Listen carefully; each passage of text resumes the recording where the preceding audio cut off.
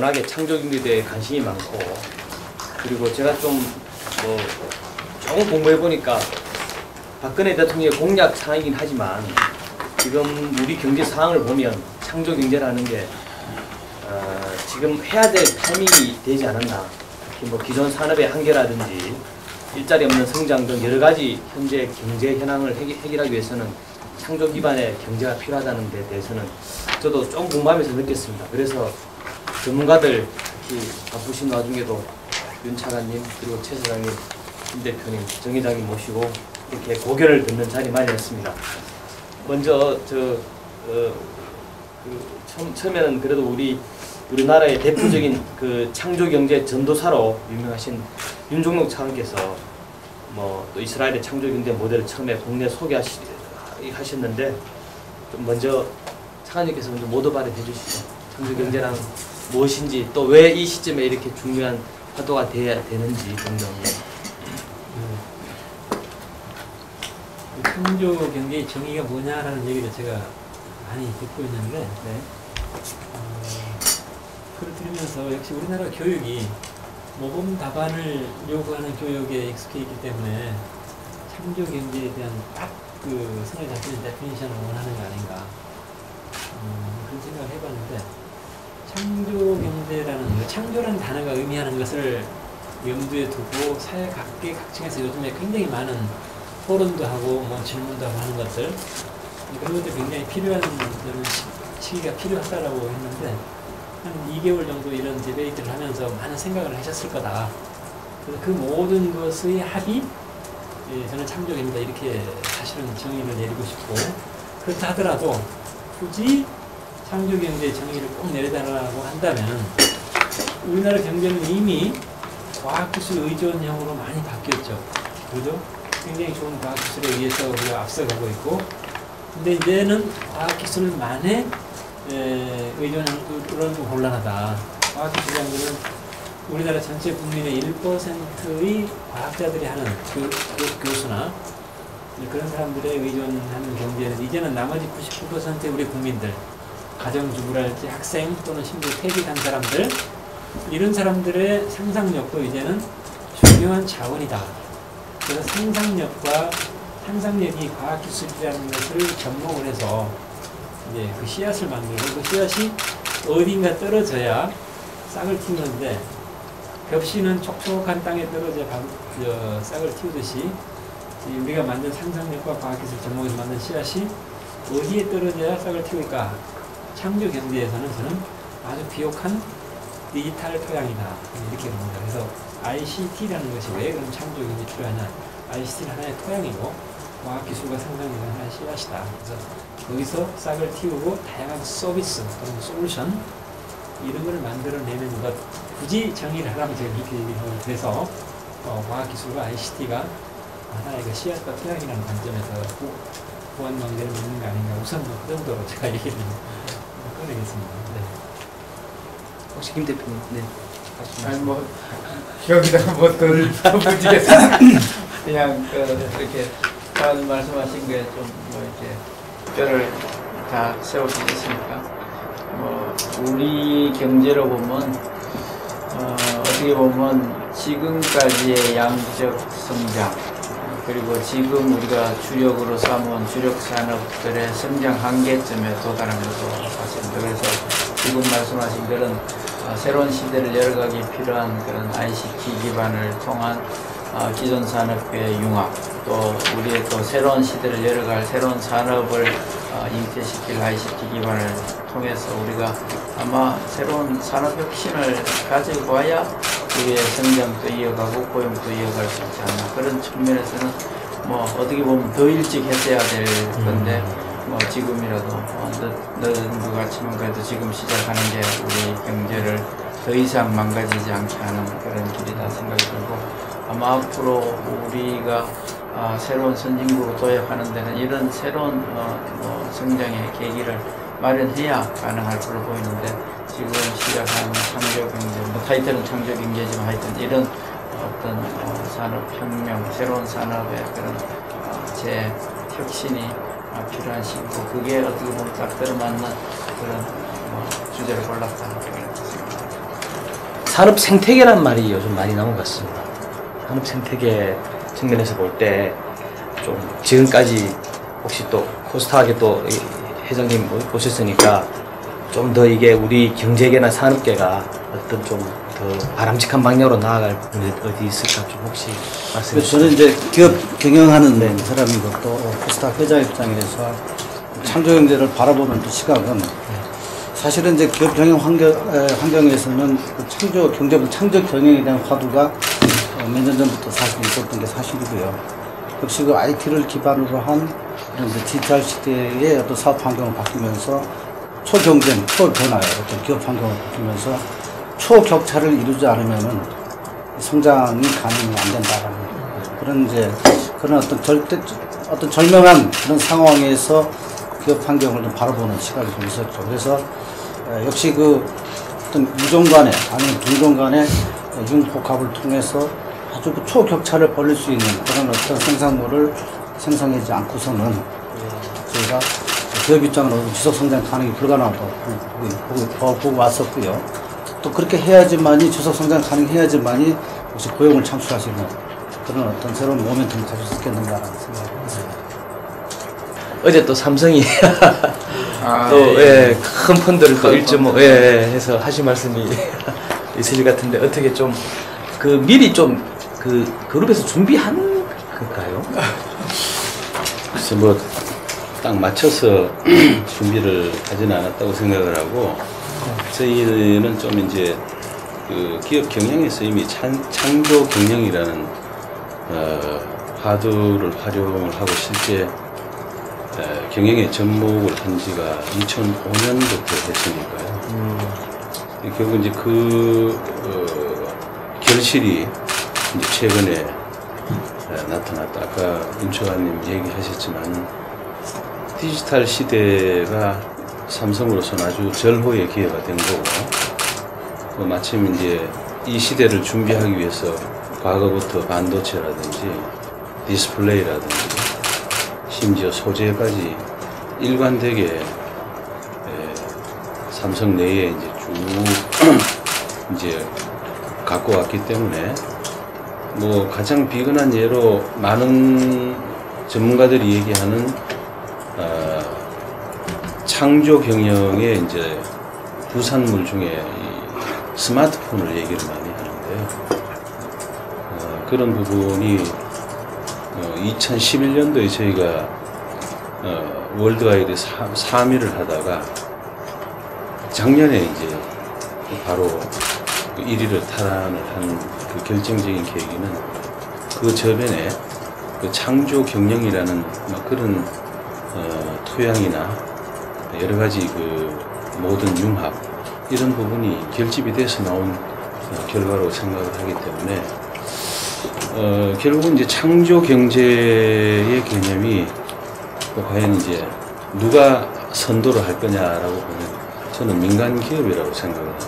그러니까 창조 경제를 조성하는 분위기는 국가나 뭐 여러 이제 기관에서 뭔가 그런 이제 아이디어도 내고 이제 발상도 하고 하기 위한 준비를 하겠지만 실제 그 액션을 해야 되는 것은 기업 또는 민간이라고 생각하기 때문에 민간이 어떻게 잘할 수 있도록 하느냐라는 그 기본적인 그 토양을 잘 갖춰주는 게 성공의 또 하나의 관건이 아니겠나라고 생각합니다.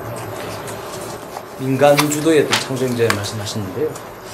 그 최근에 그 현대경제연구원에서 그 창조경제란 그 잡지인가요? 그 개간지인가요? 예, 발간하셨더라고요. 예, 그래서 굉장히 시의적절하게 그 역시 대표님께서 야 역시 대단하시구나 느꼈는데 그 중에 읽어보니까 혹시 이제 그 각 국가의 창조경제 역량을 평가한 내용이 있는데 그거 좀 설명해 주시면. 지식경제 시대보다는 창조경제 시대로 뭐 좀 바꿔 이게 지식경제가 사실 김대중 대통령 때 시작해서 오던 거라 그래서 이제 창조경제라고 제호를 바꾼 건데 내용은 이제 우리가 산업에 관련된 이야기를 했는데 우리가 이제 창조경제를 한다고 그러면서 우리가 가지고 있는 역량, 창조 경제를 할 수 있는 역량이 어느 정도 될 건가. 뭐 그 역량에는 뭐 인적 자원도 있고 기술력도 있고 그다음에 뭐 이런 융합할 수 있는 생태계라든가 뭐 이런 제반 여러 가지 지표를 형성하는 거는 여러 가지입니다. 그런데 세계적인 비교를 우리가 해보는 건데 그렇게 해봤더니 우리가 기본적으로 ICT 관련된 기술 역량은 굉장히 높은데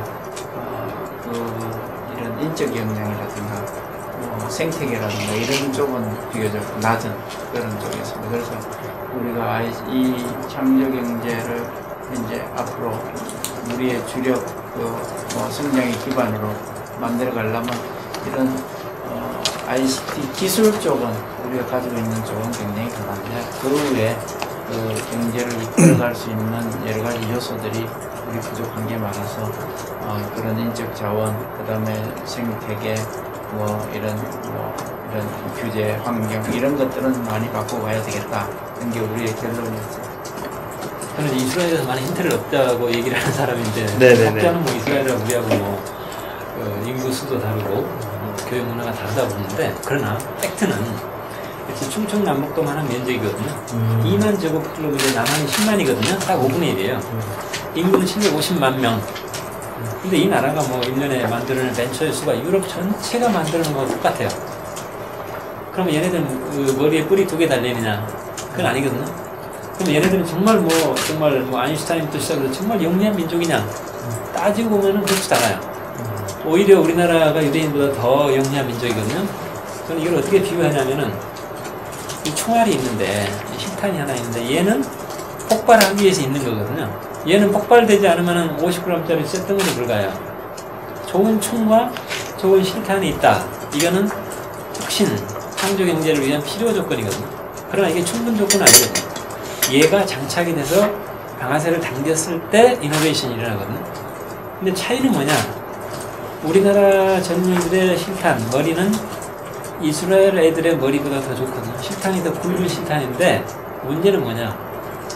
우리나라 아이들은 주저주저 하면서 명중이 안 되면 까따를 맞아야 되니까 주저주저 하면서 실탄을 못 쏘고 쇳덩어리로 50g짜리 쇳덩어리로 남는 게 많지만 이스라엘 아이들은 뭐냐?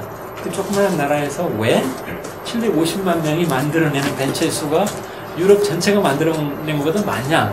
얘네들은 겁없이 방아쇠를 당기는 힘이 있더라.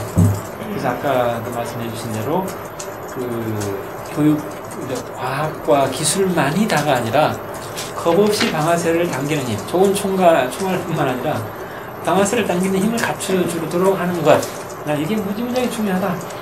이게 그래서 미래창조과학부가 앞으로 해야 될 상당 부분은 물론 과학기술을 통한 어떤 저변을 만드는 것도 중요하지만 이제 더 중요한 것은 우리나라 젊은이들이 겁없이 방아쇠를 당기게 하도록 하는 그 문화, 하는 힘이 어디서 나올까?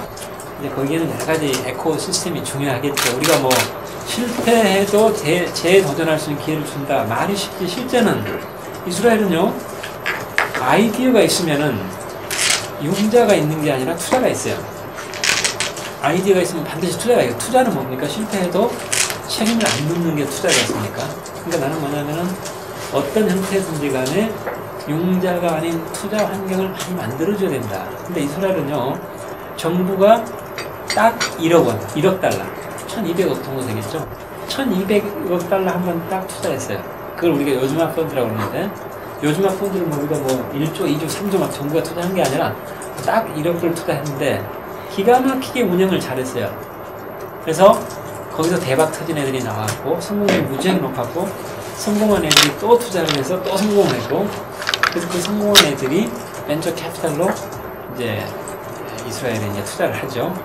그래서 지금 요즘화 펀드가 1억 달러로 시작했는데 지금은 약 한 4조 원 정도로 규모가 늘어났죠. 근데 4조, 요즘화 하나가 성공하니까 4조가 지금 돌아다니면서 젊은이들 아이디어를 기다리는. 근데 그거는 융자가 아니라 좀 투자. 그러다 보니까 젊은 아이들이 너나 할 것 없이 그게 대시할 수밖에 없는 거 아닌가. 그래서 아까 말씀해 주신 대로 민간의 섹터의 역할이 무지하게 중요하다. 그래서 정부가 투자를 했지만은 민간 성공하니까 그 아이들이 벤처 캐피탈로 또 투자를 하게 해서 자연스러운 에코를 만들었다는 것들은 굉장히 중요하고, 그래서 정부의 역할은 미래창조과학부가 있지만은 정부의 역할은 정부가 뭐 나서서 이걸 저걸 한다라가 아니라 아까 얘기했듯이 방아쇠를 겁없이 당길 수 있도록 하는 힘을 부여하는 것. 실제 방아쇠를 실제 당기는 것은 누구냐? 이제 민간 섹터에서 직접 해야 되는 거죠. 그 환경을 만드는 게 뭘까? 이 부분은 무지무지하게 좀 고민을 많이 하고 있고, 거기는 뭐 교육에 관련된 부분, 문화에 관련된 부분, 뭐 국방에 관련된 부분, 이런 부분 다 같이 참여하고 있다. 그래서 저는 그 압축된 표현 하나로서 인간만이 비타민이 필요한 게 아니라 국가 경영에도, 창조 경영을 위한 국가 경영에도 비타민이 필요하다. 그래서 미래창조과학부가 이 창조 경제를 활성화하기 위해서 어떤 비타민을 만들까? 이 비타민이라는 것 자체가 에너지원은 아니죠. 그 비타민을 받은 그 부처가, 그 산업이, 그 연구소가, 비타민을 받은 연구소 산업이 그 비타민을 받아서 거기서 굉장히 활성화가 일어날 수 있는 게 뭘까? 그런 관점에서 지금 많은 것들을 준비를 하고 있다, 이렇게 말씀드립니다. 그런 의미에서 보면 그 민간의 섹터의 역할이 중요하다. 특히 이 중소, 중견기업, 코스닥 기업의 역할이 중요한데, 혹시 회장님 생각하시기에는 그 창조 경제로 가는 와중에 그 창조 생태계를 조성하는데 좀 저해하는 요인이랄까, 좀 이렇게 수정돼야 될 부분, 이런 것 좀 있으면 말씀해 주시죠. 그 이제 차관님 말씀하신 대로 이제 비타민을 제공, 이제 비타민, 여러 가지 비타민 중에 하나를 제가 말씀드리고 싶은데, 역시 창업을 이제 활성화하는 그러는 조치가 필요하지 않겠는가 하거든요. 코스닥 시장에 대한 여러 가지 또 부정적인 생각도 많이 있는 건 사실입니다. 근데 이제 코스닥 시장이 활성화된 거는 이제 97년도 이제 IMF 위기 어떤 대책의 일환으로서 이제 활성화가 됐다고 보고 있고요. 그래서 아무리 이제 제한없이 이제 문을 개방하다 보니까 여러 가지 이제 우여곡절도 있었고 부작용도 많이 있었습니다만, 그래도 우리나라 IT가 세계적으로 최대 강국이 될 수 있는 어떤 기여를 했다라고 저는 이제 생각하고 있습니다.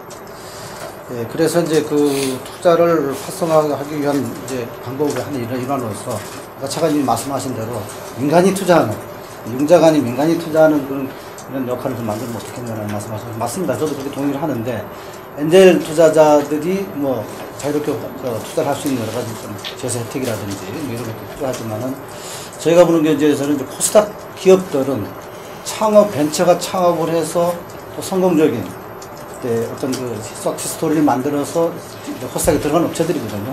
그런 기업들은 역시 벤처서부터, 그러니까 창업, 벤처, 그 다음에 코스닥 등록하기까지의 여러 가지 과정, 그 석세스 스토리가 있거든요. 그래서 저는 가능하면 그런 경험을 갖고 있는 그런 코스닥 기업들이 엔젤 투자자의 역할을 할 수 있도록 이렇게 유도하는 여러 가지 그 제반 여러 가지 혜택이라든가 제세 혜택이라든가 이런 것들이 주어지면은, 그런 어떤 코스닥 기업들이 투자하는 창업 기업들에게는 어떻게 보면 이제 하나의 어떤 그 리더 역할도 할 수 있고 여러 자문 역할도 할 수 있고, 그래서 좀 더 성공 확률을 높일 수 있는 그런 어떤 계기가 되지 않겠는가라는 생각을 해봤습니다. 우리 벤처 내지는 뭐 중소기업들 이제 이런 어떻게 보면 앞으로 창조 경제를 이끌어갈 기업들이 쉽게 생겨나지 못하는 건 우리 문화도, 물론 뭐 이런 시스템 중에서 문화가 큰 역할을 하고 있는 게, 우리는 이렇게 뭐라 그럴까, 이런 이제 벤처라는 게 사실은 창업 실패, 또 창업 실패, 재도전 하면서 이제 성공을 해가는 게 보통의 과정인데, 실리콘밸리에서 수많은 그 성공한 기업의 평균을 보면 대체로 한 3번 정도 창업. 그러니까 물론 평균이 3번이니까 4번 했다가 성공한 사람도 있었고 한 번만에 성공하는 사람도 있을 텐데, 대부분이 한 3번 정도의 도전을 해서 그동안에 성공한다고 그러는데, 그러니까 성공률이 어떻게 보면 우리는 보면 굉장히 높은 것처럼 보이는데, 우리는 한 번 망가지면 완전히 다시 일어서지 못하는 게 우리 생태계라. 그래서 우리도 그런 실패를 용인할 수 있는 그런 분위기가 돼야 되는데, 우리 그게 잘 안 되거든요. 그러니까 예를 들어서 뭐 이런 반면의 연구기관조차도 연구를 하다가 실패하면 다시 연구 자금을 타지 못하는 그런状態. 그리고 우리 기업계는 기업을 하다가 창업을 해서 무슨 회사를 만들었다가 실패를 한번 하면 거의 가산을 탕진하는 쪽이죠. 그러니까 회사가 회사만 말아먹는 게 아니라 거의 뭐 뭐 그 사람이 다시는 신용을 회복하기 힘들 정도로 발생합니다. 그래서 우리 사회가 그런 이런 이제 벤처나 이런 사람들이 도전을 하고 실패하고, 물론 이제 이걸 우리가 지금까지 이용을 하고 악용하기 때문에 이제 이런 뭐 일도 생겼지만은, 어떤 이 실패를 용인하고 다시 일어설 수 있는 그런 형태로 만들어주는 게 이 한 번에 성공할 수는 없는 일이니까 이런 생태계를 만들어주는데 중요한 일이다 생각되고, 우리가 외국에서 보면 그렇게 뭐 이게 뭐 우리처럼 성공률이 우리보다 더 높다 그런 건 아니거든요. 이게 끊임없이 실패와 성공을 하면서 이뤄가는 거기 때문에, 이런 어떻게 보면 사회적인 실패에 대한 사회적인 용인, 그리고 다시 일어설 수 있게 하는 것, 그 다음에 거기에는 우리의 신용제도라든가 이런 게 다 연관되어 있는, 우리 금융기관도 같이 연관되어 있고, 그래서 이런 것들이 우리가 조금 개선돼야 돼요. 그 벤처 엔젤 투자 관련해서는 사실은 그 여기 계신 그 최영 사장님께서 또 삼성 벤처 투자는 지금 삼성전자를 일으킨, 그래서 미리 창조적인 기술 또 여러 가지 새로운 특허 등 지적권을 미리 거기에 투자를 하고, 그래서 기술을 이끌어 경험이 많으셔서 이 부분에서 벤처 투자의 역할이 굉장히 중요할 텐데 사장님께서 좀 우선 이제 하나 그 쉬운 예를 하나 들면, 그 애플의 그 앱 스토어라는 부분은 처음에는 아주 그 폐쇄적인 방식으로 그렇게 독점적으로 운영을 하다가, 그 애플의 앱 스토어가 그 이제 흥행하고 결국은 그게 이제 하나의 이른바 비즈니스 모델이 된 결정적인 동기가 이른바 오픈을 한 겁니다.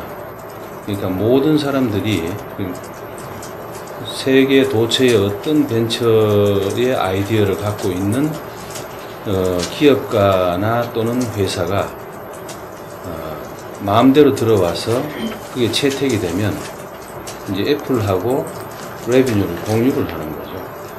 그게 이제 저희가 통상 얘기하는 오픈 이노베이션이라고 얘기를 하는데, 벤처 캐피탈의 역할이 그런 오픈 이노베이션의 선도자 역할을 해야 된다.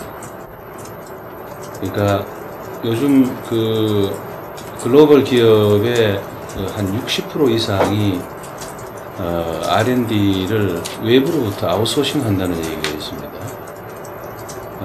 그러니까 과거에는 인력이나 모든 자원을 안에서 준비를 해가지고 기술 개발을 했지만, 이젠 여러 가지 한계가 있는 거죠. 자, 그런 차원에서 그럼 누가 할 거냐? 대기업하고 벤처기업하고 중간에 그 교량 역할을 할 수 있는 게 아마 벤처 캐피탈이라고 이렇게 보는데, 그런 차원에서 저희가 또 많은 이 창투사 또 벤처의 그 운영하는 운영사가 상당히 할 일이 많다고 생각을 합니다. 단순히 자본 이득을 취할 목적이 아니고, 대기업과 벤처기업, 대기업과 중소기업의 교량 역할을 해서 같이 윈윈할 수 있는 상생 모델을 이끌어내는 그런 측면에서 이 운영사, 벤처 캐피탈의 역할이 조금 더 강화되거나 제도적으로 보완이 되면 훨씬 더 탄력을 받을 수 있겠다라는 게 저희 경험이었습니다. 그 아마 국회에서 오늘 화요일부터 목요일 날인가 공청회를 하는 것 같아요. 그게 뭐냐면 크라우드 펀딩을 가능하게 하자는 아마 그 법안을, 의원입법을 만들고 있는 것 같아요. 그런데 원래는 이제 행정부에서 발의를 하면 좋은데 행정부에서 시간이 오래 걸리니까 의원입법으로 하려고 하는 것 같은데, 결국 이제 이 창조 금융, 이 펀딩 프로세스를 좀 수월하게 하자, 뭐 이런 이제 그 안 중에 하나로 아마 나온 것 같은데, 지금은 뭐 엔젤이나 뭐 벤처 캐피탈이나 뭐 이런 게 있지만 이게 소송이 잘 안 되고 펀딩이 잘 안 되고 그리고 들어오면 또 빠져나가지는 못하니까 이게 퇴로가 없어서 한번 벤처 캐피탈이나 뭐 엔젤이 들어오면 그게 상장될 때까지 뭐 10년씩 뭐 이렇게 돼 있으니까 이걸 좀 이렇게 돈을 돌려주는 방법을 만들자 해서 뭐 거기서 나온 게 뭐 코넥스도 물론 거기서 나오고 하지만 하여튼 그 중에 하나로 뭐 크라우드 펀딩을 생각을 하는 거예요. 그런데 그게 뭐 세계적으로 크라우드 펀딩으로 뭐 앞서가는 뭐 킥스타트 같은 데서도 거의 뭐 전 세계를 상대로 뭐 펀딩을 하는데 우리도 아마 그런 거를 좀 해서라도 이런 벤처 캐피탈의 펀딩 프로세스를 좀 원활하게 해주고 또 들어온 사람이 좀 빠져나갈 수 있게 해주는 그런 걸 해줘야 된다. 지금 우리의 벤처 캐피탈의 문제는 우리가 2001년도에 그 한 번에 어마어마한 붐을 일으켰다가 꺼져나갔지만 그때 들어간 사람이 다시 돈을 빼서 다른 데 들어가지를 못하는 상황이잖아요. 다 물려있어서. 그런 것들을 좀 이 차관님도 이야기할 때 이게 벤처에 투자된 사람들이 돈을 돌릴 수 있어야 그런 걸 좀 이야기 좀 해주시죠. 저희는 이걸 주목하고 있는데 미국 그 오바마 대통령의 그 스타트업 아메리카 창업국가 미국이라는 뜻이겠죠. 스타트업 아메리카를 2011년 2월 1일 날 오픈했거든요. 그때 미국의 실업률이 9.8%였어요. 생각해보십시오. 미국 전체 실업률이 9.8%다. 여러분 상상이 가능합니까? 제가 미국에서 4번 살아봤는데 처음 3번은 변화가 없어요. 아파트 렌트비도 똑같고 가스비도 똑같고 근데 마지막 4번째 봤더니 갑자기 렌트비도 3배 콜비도 3배 가스비도 3배 물가가 딱 3배 올랐어요. 3배. 그러니까 국민들의 그 체감 경기는 얼마나 심각했겠습니까? 거기다가 실업률이 그 당시에 9.8%였어요. 우리나라 청년 실업률이 뭐 7.몇 %라고 그러는데 미국 전체 실업률이 9.8%예요. 얼마나 심각한 상황이겠습니까? 그때 오바마 대통령이 결단을 내린 게 이대로는 안 되겠구나.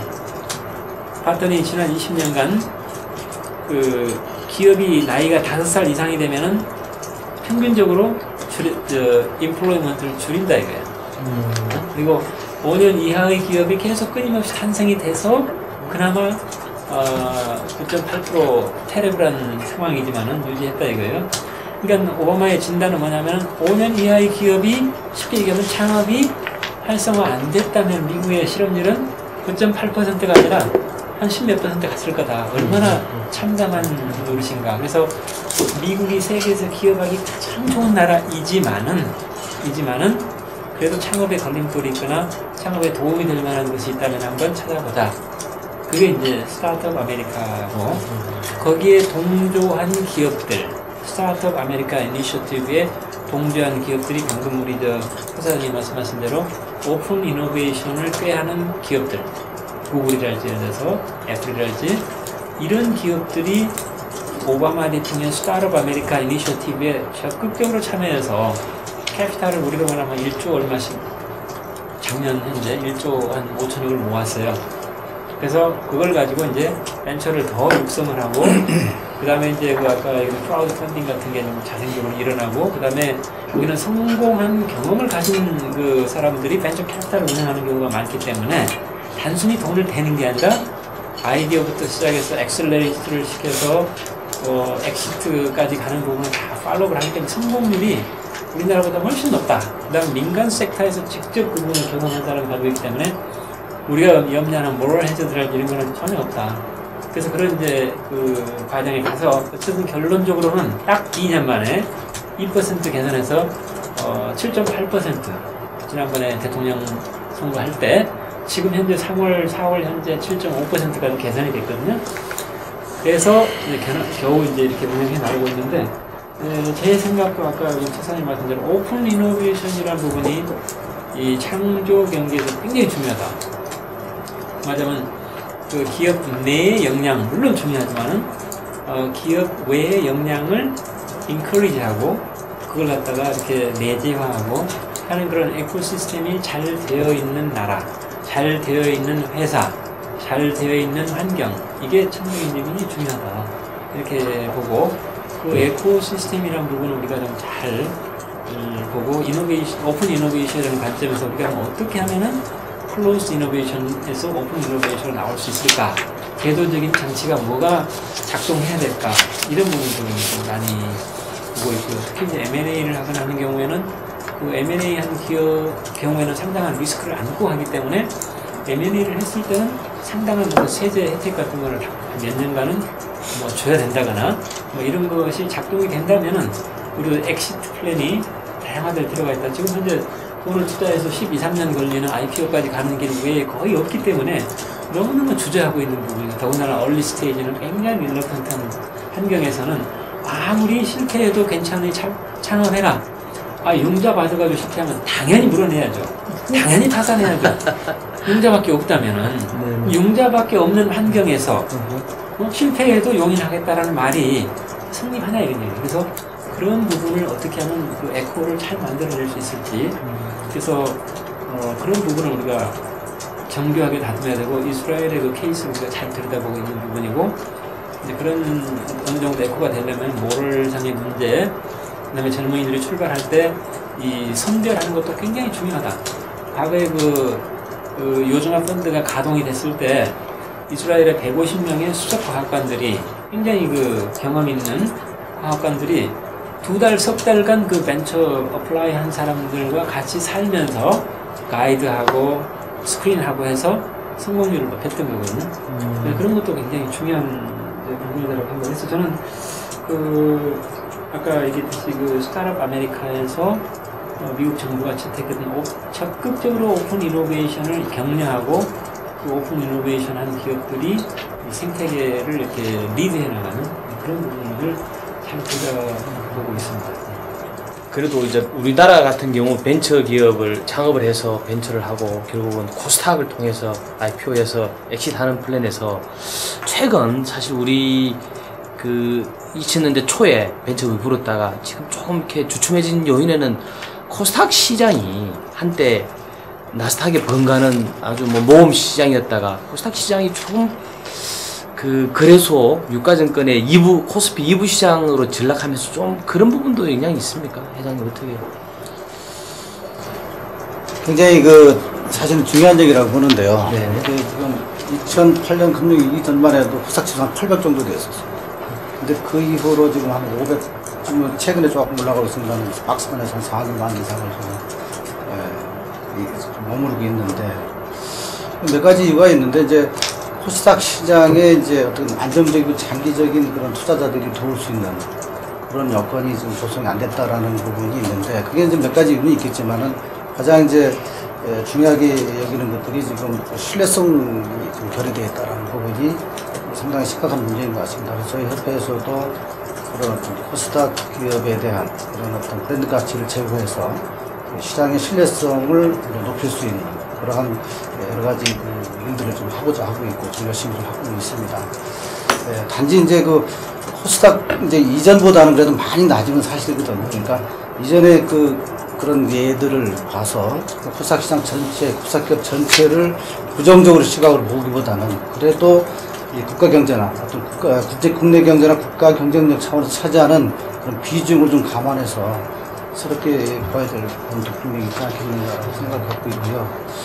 또 이제 조금 전에 이제 오픈 이노베이션에 대해서 말씀을 해주셨는데 이제 기업을 경영하는 측면에서 보면은 내부적으로 또 이 기업하는 CEO들이 해야 될 역할도 상당히 중요하다고 보는데 역시 그 창조 경제, 창조 경영을 하기 위해서는 특히 중소기업 입장으로서는 인재 영입이 상당히 관건입니다. 그래서 역시 그 중소기업에 대한 우리나라 전체의 어떤 부정적인 시각 때문에 웬만하면은 안 오고 오히려 재수 삼수를 하도록 대구를 가겠다라는 전문직들이 너무 많아서 그런 어떤 중소기업에 대한 어떤 그 부정적인 인식을 제고시킬 수 있는 여러 가지 그 좀 혜택이 좀 혜택이 필요하지 않겠는가 생각이 드네요. 그래서 좀 병역 혜택도 좀 줄어들고 있습니다. 중소기업에 대한 병역 혜택. 이런 것도 하나의 또 관건이 될 것 같아요. 왜냐하면 그 전에 병역 혜택이 중소기업에 특히 벤처기업에 활성화될 때는 꽤 우수한 친구들이 그래도 머무를 수 있는 그런 기간이 있었거든요. 근데 그것들이 조금씩 이제 결여되면서 줄어들면서 그런 혜택도 없어지고 있고 또 하나는 이제 또 그 기업의 CEO들이 할 역할도 굉장히 지대하다고 되어 있거든요. 또 인재가 없다고 그래가지고 거기서 이노베이션 안 할 수가 없는 거고, 살아남기 위해서는 어쨌든 크리에이티브한 이노베이션을 해야 되는데, 이제 그 CEO 입장에서 보는 시각으로서는 특히 이제 일본 전산의 예를 보면 삼류를 인류로 만들었다, 삼류를 인류로 만들었다라는 그런 책도 읽어봤는데, 역시 현재 취해진 입장에서 모두에 말씀하셨다시피 온 국민이 다 창의적인 발상을 다 할 수 있는 그런 포텐셜을 갖고 있는 거거든요. 그러니까 기쁜 마음으로 내가 하는 일에 대한 자부심을 갖고 할 때, 애착을 갖고 할 때에 그런 창의적인 발상이 나온다는 거죠. 그러니까 항상 불만을 갖고 그 자기가 하는 일에 자부심 없는 상태에서는 그런 그 발상이 안 나오니까 이제 기업하는 측면에서 가장 중요한 것은 이제 정말로 이제 그레이트 워크페이스가 될 수 있는 그런 기업 내 환경도 만들어주는 데에 최선을 다하는 것이 또 하나의 상당히 그 기업가가 해야 될 역할이라고 생각하고, 또 어려운 역경 하에서도 꼭 그 창조 경영을 하겠다라는 굳은 그 어떤 그 의지, 이런 그 기업가 정신도 매우 중요한 부분이 될 거라고 생각하고 있습니다. 좀 덧붙이면 이제 코스닥이 그렇게 초반전에 시작을 잘 했다가 지금 이제 이렇게 된 데는 뭐 안에서 보실 때는 어떻게 보일지 몰라도 밖에서 볼 때는 뭐 이유는 있습니다. 이유는 있는데 이 지금 우리 이야기하고 조금 건너갈 수도 있는데, 그 사실은 이제 코스닥이 그 코스피 시장하고 거래소 안에 합쳐지면서 사실은 좀 경쟁 체제를 못 갖고 간 건 너무 큰 이슈라고 생각합니다. 왜 그러냐면 서로가 좀 다른 형태로 서로 활성화시키려고 노력을 했어야 되는데, 같은 그림 안에서 하려니까 자연히 둘 다 별로 경쟁이 안 됐던 것 같고, 그보다 또 어떻게 보면 더 중요한 게 지금 우리 코스닥 시장에 있는 뭐 450개 1000개. 그 중에서 제가 알기로는 자료가 포털리로 자료가 분석 자료가 나오는 자료는 기본 한 50개 내외밖에 안 됩니다. 기본적으로 자료 생산이 안 되다 보니까 투자가로 보면 자료가 없는데 투자가 뭐 새로운 뭔가 이 회사가 괜찮은지 나쁜지 돌아가는지에 대한 끊임없는 정보 생산이 돼야 되는데, 이제 투자되는 몇 개 기업을 중심으로 자료가 생산되고 그 다음에 뭐 애널리스트 보고서가 나오고 하다 보니까 물론 이제 아주 형식적인 보고서는 나오지만 그 기업의 분석 자료 같은 게 없다 보니까 투자가로 보면 굉장히 투자하기 힘든 상황입니다. 그래서 어떻게 보면 이 인포메이션 생성이 활발하게 돼야 투자자들 정보가 잡고 있고 그게 되는데, 앞으로 코넥스도 저는 똑같은 문제라고 생각해요. 지금 코넥스 만든다고 그러지만 코넥스를 만들어놔도 처음에 상장시킬 때 우르륵 상장시키고 나서 지속적인 정보 생산이 안 되면 거래가 안 되는 거예요. 정보가 없는 데는 거래가 안 돼요. 그래서 이런 것들이 시장을 활성화시키려면 끊임없는 정보가 생성되고 뭐가 이 회사가 지금 어떻게 되고 있는지에 대한 정보가 나와야 투자가 계속 있고 또 팔 사람 팔고 살 사람 사고, 그런 게 앞으로 시장을 제3시장을 또 만들어더라도 똑같은 문제가 생기지 않을까. 창조 경제 중에 뭐 인적 투자, 아까 뭐 우리 청년들이, 우리나라 청년들이 이스라엘보다 우수하지만 이렇게 청소기를 못하게 되는 그런 부분에서 우리나라 교육적인 측면에서 교육 시스템에서 좀 이렇게 뭐라 그럴까 좀 보완해야 될 부분도 있지 않습니까? 우리 그 고등학교, 대학교 교육에 대해서 상당히 다들 이렇게 모든 관계자들이 불만을 가지고 있는데, 진짜 우리나라 교육 환경에서 이 정도로 애들이 그 크리에이티브하다라는 거는, 우리나라 이런 레거시한 교육 환경에서 우리나라 젊은이들이 세계적인 경쟁력을 갖고 있다라는 거는 정말 저로서는 너무너무 우리나라가 정말 특이한 나라다. 그러니까 나는 유대인보다 우리가 더 강하다는 얘기야. 그런 얘기입니다. 유대인들은 시스템적으로 교육을 잘 받고 있기 때문에 당연히 그런데 우리는 그런 교육을 안 받았음에도 하여튼 포텐셜이 높다라는 거. 그러나 이제 이렇게 이제 얘기를 합니다. 이 교육의 바나나는 심플해요. 두 사람이 사과를 하나씩 가지고 있는데 사과를 서로 이렇게 교환하면은 1인당 하나씩 갖잖아요. 그죠? 하나씩 가졌는데 서로 교환하면. 두 사람이 아이디어를 하나씩 가지고 있는데 이 아이디어를 서로 교환하면 1인당 2개씩 갖잖아요. 나는 이게 교육이 지향해야 될 모든 부분이 그게 담겨 있다. 그러면 딱 이제 문제가 두 가지. 그럼 아이디어를 많이 만드는 것. 근데 많이 만드는 아이디어를 많이 교환하는 것. 이게 답이에요. 교육에 대한 답이. 그럼 아이디어를 많이 만드는 게 뭐냐? 그게 토론이에요. 그럼 아이디어를 서로 교환하는 게 뭐냐? 질문이에요. 그래서 유대인들의 교육이 토론과 질문으로 처음부터 끝나버리거든요. 처음부터까지 토론과 질문으로 모두의 끝나 심판에서 적어놓고 이거는 뭐 이걸 한다 이렇게 아니라 계속 질문하고 답변하고 질문하고 답변하고 1시간 내내 하다 보면 수업이 끝나거든요. 그 사이에 아까 얘기한 아이디어의 생성과 아이디어의 교환이 다 일어난다. 그리고 토론하는 가운데 계속 그 생각을 하기 때문에 이제 아이디어의 범위가 넓어지고 그게 이제 넓어진 상황에서 아이디어가 나오면은 서로 질문 통해서 이제 교환하는. 근데 거기에 모든 알파와 오메가가 다 있다. 거기에 뭡니까 암기식 교육과 토론 및 질문 교육의 차이가 거기에 있는 거 아닌가. 그래서 우리도 이제 그런 면에서 교육의 근본적인 질적인 변화가 필요하다라는 것 하나고요. 그러나 이거는 여러분 다 아시다시피 교육 이슈를 일거에 해소한다는 게 우리 사회적으로 얼마나 큰 문제를 내재하고 있습니까? 그래서 그런 부분도 장기적으로 지향해야 될 부분이고요. 또 하나는 21세기의 언어는 우리가 영어다 해서 초등학생들한테 영어를 가르쳤죠. 얼마나 그때 저항했습니까? 우리말도 제대로 아직 셋업이 안 된 어린아이한테 어떻게 영어를 가르치느냐. 그 당시 4학년 때부터 가르쳤는데 지금 어때요? 2학년 때부터 가르치기 시작해요. 저는 21세기를 헤쳐나가는 또 하나의 랭귀지가 있다. 영어 이외에. 그게 저는 컴퓨터 랭귀지다. 컴퓨터 랭귀지다.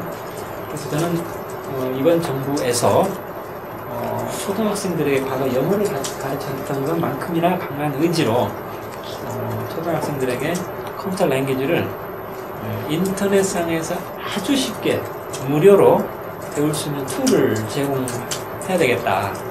그래서 내 오른쪽에 있는 아이는 게임에 중독되어 있는데 내 왼쪽에 있는 아이는 거기서 배워가지고 게임을 간단하지만 게임을 만드는데 중독되어 있는 아이 두 아이가 병존하도록.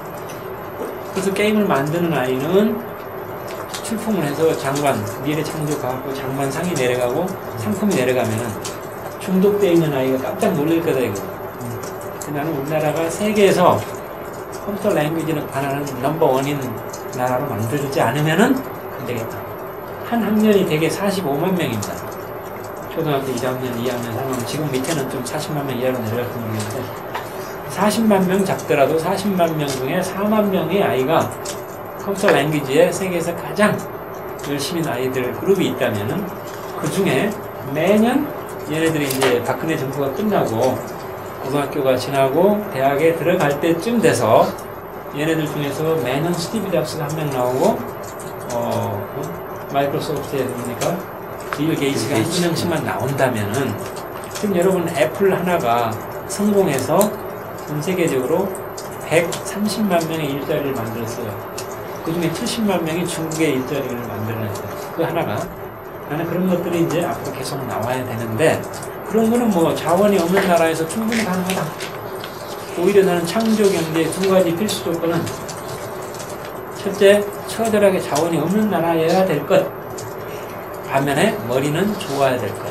근데 이 조건을 가장 잘 갖춘 나라가 이스라엘과 한국이다. 근데 이스라엘은 정말 우리보다 더 처절하게 자원이 없는 나라가 21세기를 서바이브하는 방법은 이거란다 하면서 창업국가에서 스타트업 네이션이라는 책을 통해서 전 세계에다가 알렸고 그걸 들여다보니까 우리도 그와 비슷한 나라인데 우리는 오히려 그렇게 하는 것보다 더 좋은 머리인데 우리도 처절하게 자원이 없는 나라인데 그래서 나는 창조경제라는 키워드가 타임리하게 다른 나라가 선점하기 전에 우리나라가 선정을 했다는 것과 아까 얘기한 두 개의 필요 조건을 우리가 갖추고 있다는 점에서 개인적으로 굉장히 optimistic하게 보고 있고 분명히 성공할 수 있다. 과거에 부지런하게 손발을 움직여서 경제 파이가 넓어지던 시대에 그 당시에 덕목은 뭐였습니까? 근면이었죠. 근면 자조협동 새마을운동. 지금 창조경제에서는 두뇌의 창의성을 발휘를 해서 그걸 먹고 사는 경제에서는 근면은 독입니다. 딜리전트 하는 거는 창조경제 독이에요. 새로운 사회적인 어떤 그 이즘이 나와야 된다고 해서 저는 상상, 도전, 창업 이런 캠페인이 한번 좀 일어나야 된다. 누구도 상상력을 버리지 말고 도전으로 연결하자. 그리고 그것이 비즈니스 크리에이션. 저는 창업을 개업과 창업으로 분명하게 구분해서 얘기를 해야 된다. 개업은 비즈니스 오프닝. 옆에서 음식 좀 잘 되니까 나도 하나 차려야겠다. 이거는 창업이 아닙니다. 비즈니스 오프닝이에요. 크든 작든 세상에 없던 거를 만들어내는 것. 이게 비즈니스 크리에이션. 그러니까 없던 거를 만들어서 경제에다 계속 더해 가기 때문에 경제 파이가 커지고 잡 찬스가 늘어난다. 이게 이제 저는 창조개입니다. 이렇게 보는 거예요. 그래서 우리나라의 경우는 이런 것들을 다 살펴봤을 때 전 세계에서 창조경제라는 키워드를 국가의 경영의 키워드로 내세울 수 있는 나라, 그 다음에 그거를 할 수 있는 환경을 갖춘 나라다. 너무 제가 옵티미스트하게 얘기를 했는가 모르겠네요. 아, 예. 우리 원장님께서 내신 그게 하면 우리가 OECD의 창조 지수로 보면, 역량 지수로 보면 중간 조금 안 되는 걸로 나와 있는 것 같은데. 네, 그냥 우리가 한번 평가를 해본 거죠. 우리가 가지고 있는 역량이 어떤 정도로 하고 있느냐. 거기 이제 우리가 요소로 줬던 거는 인적 자본, 혁신 자본, 뭐 ICT 자본, 뭐 문화 자본, 뭐 사회적 자본 이런 게 아까 우리가 이야기한 그런 것들, 사회적으로 환경이 돼 있느냐, 우리가 인프라는 돼 있느냐, 인적 자원에 있느냐, 뭐 이런 것들이 이제 우리가 측정 가능한 지수를 가지고 OECD 자료를 가지고 나라별로 측정을 해본 건데, 우리가 그렇게 뭐 부분별로는 높은 부분도 있는데 전반적으로 총수는 그렇게 높지 않더라. 지금 앞서가고 있는 나라들이 좀 유럽에 있는 선진 국가들이 좀 높게 나타나는 것이 있는데, 아까 우리가 작가님 말씀하신 대로 성장할 수 있는 그런 요인들은 충분히 갖고 있으니까 그걸 이제 어떻게 우리가 잘 엮어서 이제 이끌어 가야 되는 상황. 지금 우리가 이제 예를 들어서 생태계를 만들고 또 그런 펀딩할 수 있는 그런 뭐 생태계 안에 자금 프로세스라든가 인적 자원 뭐 공급 프로세스라든가 문화를 바꾸고 뭐 이런 것들이 이제 이루어져야 앞으로 가겠죠. 그래서 우리가 만들어 가야 될 일이지 지금 그대로 있는다고 그냥 저절로 되는 건 아니에요. 대부분 일반인들은 좀 모호하다고 느끼는 경우 중에 하나가 이제 이론적인 얘기가 많고, 이제 케이스, 예를 들어서 뭐 어떤 산업 간의 어떤 분야, 예를 들어서 의료 관광이나 뭐 바이오 제약 또는 해양 산업에서 IT를 뭐 적용했더니 이런 산업이 나타났다든지 좀 그런 구체적인 어떤 사례가 좀 필요하지 않을까? 저는 이스라엘에서 많은 사례를 찾고 있거든요. 이스라엘에서요? 네. 예를 들면은 젖소 한 마리가 1년에 우유를 8,000리터 정도 생산하거든요. 네. 근데 농업 국가로서 아주 성공한 나라는 뉴질랜드 같은데 거기는 한 1년에 9,000리터를 뽑아내거든요. 근데 최근에 이스라엘에서 12,000리터를 뽑아냈어요. 먹이는 똑같이 먹였는데 어떻게 한가 봤더니 소 발에다가 센서를 부착을 해가지고 소가 그날 온도에 따라서 그 다음에 젖을 짜는 시간을 정해서 소의 나이에 따라서 그 운동량을 측정을 했어요. 그래가지고 아침에 소가 먹이를 먹고 나서 몇 시간 후에 운동을 해야 젖이 많이 나오느냐, 그 다음 젖이 짜기 몇 시간 전부터는 운동을 안 해야 젖이 많이 나오느냐, 이거를 굉장히 시뮬레이션을 잘해서 그 나름대로 베스트 솔루션을 이제 찾았어요. 소의 나이, 종류, 온도, 그날의 이름을 따져가지고 그래서 컴퓨터에서 집어넣어가지고 센싱을 해서 그 소에 맞춰서 시그널을 보냅니다. 소가 지금 운동을 해야 될 시간에 앉아있으면은 바이브레이터로 발을 움직여요. 그럼 소가 벌떡 일어나서 운동을 하고, 또 운동을 하던 소가 운동을 안 해야 되는 젖잘 시간에 이제 임박하면 운동을 안 해야 되는데 운동을 또 제어를 해서 12,000리터까지 올렸어요. 나는 이거는 과학이다. 그러니까 농업은 과학이다라고 페레스 대통령이 얘기를 했던 것처럼 농업 자체가 과학으로 접목하면서 그런 게 나오거든요. 그 다음에 또 한 가지 사례를 들어볼까요? 여러분, 구글이 태어난 지 13년 6개월 됐습니다. 13년 6개월. 구글이 태어났을 때 전 세계를 주름잡던 검색 엔진이 야후였어요. 야후가 사실 전 세계 검색 엔진을 완전 장악했는데 갓 태어난 구글이 이제 13년 6개월 됐거든요. 근데 어때요 지금? 구글이 미국 하이테크 100대 기업 중에서 3위, 4위 하잖아요. 그러면 그 사이에 무슨 뭐 기적이라도 일어났습니까? 기적이 일어난 거 아니에요. 그 사이에 아주 간단한 아이디어, 물론 뭐 구글이 그 사이에 102개 회사를 M&A를 해서 몸집을 키워갖고 필요한 기술을 해왔지만은 그 중에 하나가 그 구글 이스라엘 연구소에 요엘 마르크라는 아줌마, 40살도 넘은 아줌마가 성경 색인학자였어요. 성경 구절이 나오면 요한복음 1장 2절 촥 튀어나오는 그 아줌마가 구글 서제스트라는 걸 치는 거예요. 구글 서제스트. 그게 뭐냐면은 구글에다가 N, Y 알파벳을 딱 치면은 나는 알파벳 2개만 쳤는데 지가 알아서 뉴욕 타임스, 뉴욕 양키즈, 뉴욕 라이브러리 막 쏟아내잖아요. 아 맞아, 뉴욕 양키즈하고 탁 클릭하면 나는 NY만 쳤는데 뉴욕 양키즈가 막 쏟아져 나오지 않습니까? 그거 나오면서 이제 일거에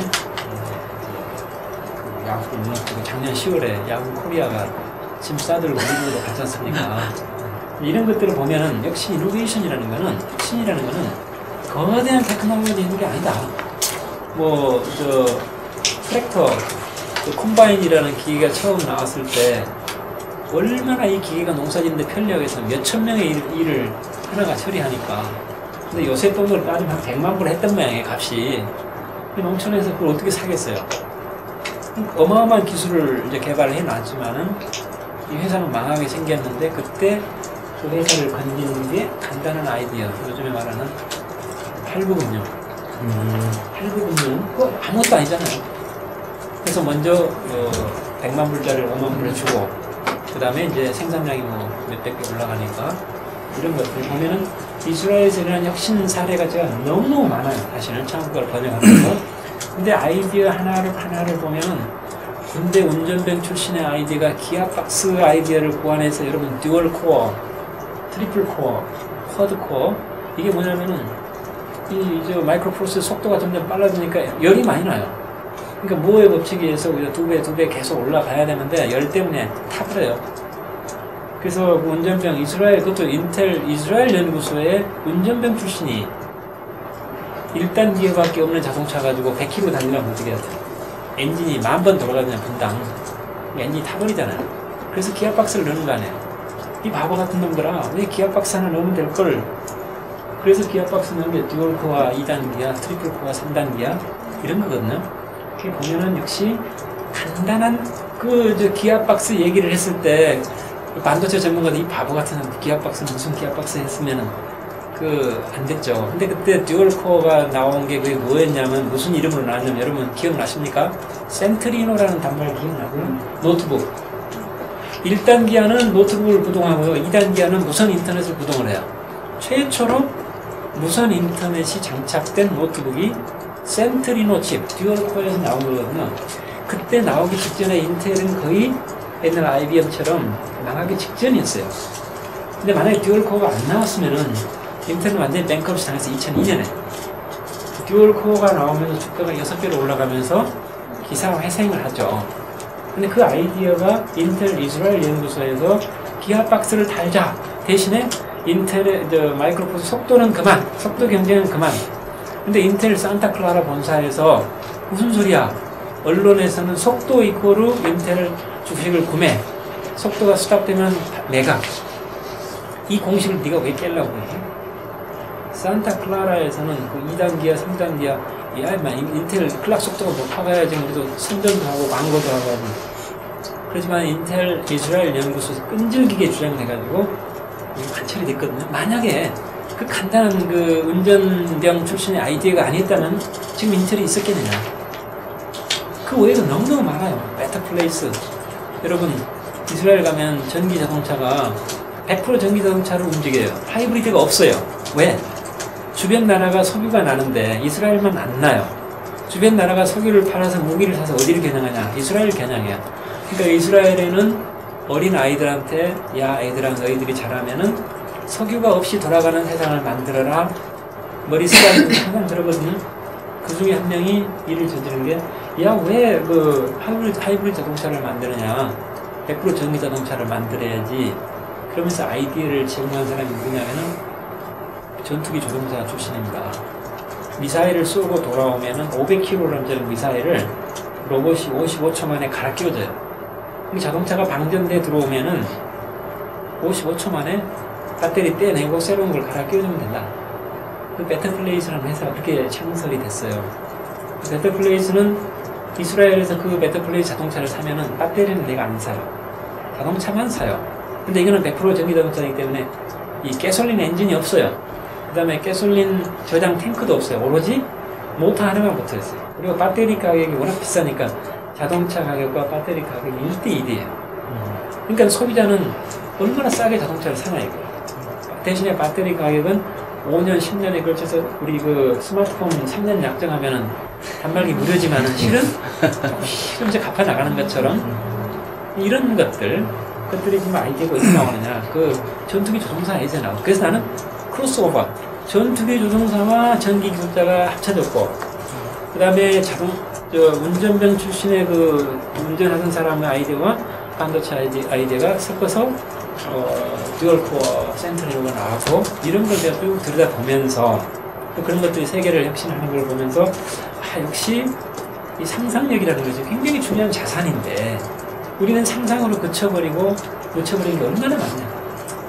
그 이스라엘 그 저자가 그런 얘기를 해요. 이스라엘 애들은 마음에 맞는 여자를 만나면 그날 해 떨어지기 전에 프로포즈를 한대요.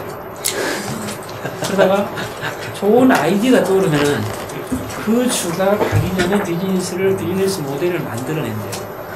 금요일 오후 그 안식일이 되기 전에 그 책 저자가 저한테 그런 얘기를 했어요. 저는 느낌이 역시 이 이노베이션이라는 거는 어떤 그 상상력이 떠올랐을 때 어떻게 액션으로 빨리 하느냐 마느냐의 그 차이. 근데 액션으로 옮기려면은 가능해야 되고 돈이 있어야 되기 때문에 우리나라는 벤처 그 펀드가 없는데 돈을 구하기가 이렇게 어려운데 다 포기하는 거다. 그래서 포기하지 말고 이거를 좀 끌어들이는 방법이 없겠느냐. 그런 방법을 여기가 찾아내야 되는 거고, 저는 그게 가장 중요한 부분은 아까도 얘기했지만 어떤 형태든 간에 융자가 아닌 투자 개념을 많이 확보해야 되겠다. 그것이 어떤 방법일까. 그래서 아까 그 이스라엘의 요즘화 펀드가 출발은 이렇게 했지만은 결론은 이렇게 성장했다는, 요즘화 펀드가 성장하면서 이스라엘이 비로소 전 세계 의대 그 다음에 그 법대를 다 유대인들이 정복하고 있잖아요. 지금은 의사 변호사보다는 실제 가서 제가 물어봤어요. 벤처 창업자가 존경을 받고 있다. 제가 작년 3월 달에 그 채널 IT라는 데서 카메라 4대를 동원해가지고 이스라엘 한 달간 머물면서 33명을 제가 인터뷰를 했습니다. 그래가지고 그 50분짜리 다큐멘터리 상해본을 만들어봤는데 제일 기억에 남는 게 이스라엘의 카이스트인 테크니온 대학, 그 대학을 이제 갔어요. 근데 작년이 우리나라하고 이스라엘이 같은 해에 건국이 됐죠. 64주년, 그러니까 독립 64주년이었는데 그 카이스트인 테크니온 대학을 딱 갔더니 크게 플랜카드가 걸려있는데 뭐라고 되냐면 테크니온 대학 100주년이라고 되어 있어요. 원 센테니얼 이렇게 되어 있더라고요. 아니 나라는 64년밖에 안 되는데 어떻게 이 대학이 나이가 100년이냐. 벌써 이 나라는 건국하기 이전에 시오니즘에 의해서 여기가 이제 나중에 우리 땅이 될 거야 라고 이제 다들 예측을 했었습니까? 이게 나라가 건국되기 전에 카이스트를 만들었어요. 우리나라는 박정희 대통령이 60 몇 년에 나라가 건국된 이후로 이대로는 안 되겠어 하고 나라를 만든 게 전문 공과대학을 만든 게 그였는데, 근데 그 대학 총장하고 이야기를 하면서 그때 이제 작년 2월 달에 이스라엘에 최초로 에너지가 발견됐어요. 지중해 앞에 하이파에서 80km 떨어진 지중해. 근데 그게 이스라엘이 30년간 쓰고도 남은 에너지예요. 그래서 총장한테 제가 축하합니다라고, 에너지가 발견해 축하합니다라고 했더니 총장이 저한테 뭐라면 이렇게 하는 거예요. 입 닥치란 얘기죠. 자기는 진정코 이 에너지가 너무 많이 나오지 않았으면 좋겠다. 이 에너지가 나오면 젊은 아이들이 스포일 될 수가 있으니까 그렇다 이런 얘기를 하더라고요. 그래서 아까 내가 자원이 없는 나라가 창조경제에 필요 조건이 있는 얘기 했는데 일단 또 한 가지가 제가 얘기가 너무 길어졌는데 한 가지만 더 말씀드릴게요. 사례니까 미국이 이스라엘보다 의과대학 수가 30배가 많아요.